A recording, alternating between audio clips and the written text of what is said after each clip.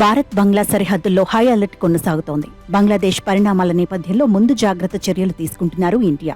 బంగ్లా భారత్ సరిహద్దుల్లో రాకపోకలను భద్రతా సిబ్బంది తాత్కాలికంగా నిలిపివేసింది. సరిహద్దులకు అదనపు బలగాలను బీఎస్ఎఫ్ తరలించింది.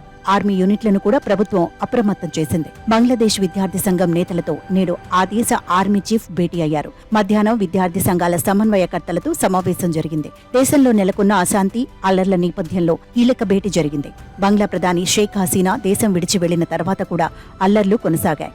ప్రధాని నివాసం, చీఫ్ జస్టిస్ నివాసం సహా అనేక అధికారిక నివాసాల్లోకి చొరబడి ఆందోళనకారులు లూటీ చేశారు. అల్లర్లను అదుపు చేసే ప్రయత్నాల్లో బంగ్లాదేశ్ ఆర్మీ, పోలీస్ బలగాలున్నాయి. బంగ్లాదేశ్ రాజధాని ఢాకా పరిసర ప్రాంతాల్లో పలుచోట్ల కాల్పులు జరిగాయి. ఆందోళన చేస్తున్న విద్యార్థులు, ఇస్లామిక్ గ్రూపులపై కాల్పులు జరిగాయి.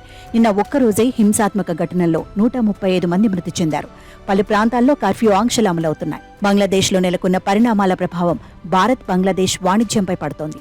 నిన్నటి నుంచి ఇరు దేశాల మధ్య వాణిజ్య కార్యకలాపాలు నిలిచిపోయినట్టు వ్యాపారులు చెబుతున్నారు.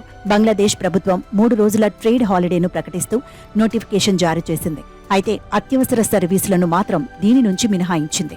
బంగ్లాదేశ్లోని అన్ని ల్యాండ్ పోర్టుల్లో ఎగుమతి, దిగుమతుల కార్యకలాపాలు నిలిచిపోయాయి. పశ్చిమ బెంగాల్ ఎగుమతిదారుల coordination committee secretary Ujjal Saha తెలిపారు. బంగ్లాదేశ్ కస్టమ్స్ నుంచి క్లియరెన్స్ లేకపోవడం వల్ల ఎగుమతి, దిగుమతి కార్యకలాపాలన్నీ నిలిచిపోయాయి. ఇదిలా ఉండగా బంగ్లాదేశ్లో నెలకొన్న సంక్షోభం పట్ల భారత ఎగుమతిదారులు ఆందోళన వ్యక్తం చేస్తున్నారు. ఆ దేశంలో చోటు చేసుకుంటున్న పరిణామాలు ద్వైపాక్షిక వాణిజ్యంపై ప్రభావం చూపుతాయంటున్నారు. అయితే త్వరలోనే పరిస్థితులు సద్దుమణుగుతాయన్న ఆశాభావాన్ని వ్యక్తం చేస్తున్నారు. దక్షిణాసియాలో బంగ్లాదేశ్ భారత్కు అతిపెద్ద వాణిజ్య భాగస్వామిగా ఉండగా, ఆసియాలో బంగ్లాదేశ్కు భారత్ 2వ అతిపెద్ద వాణిజ్య భాగస్వామి.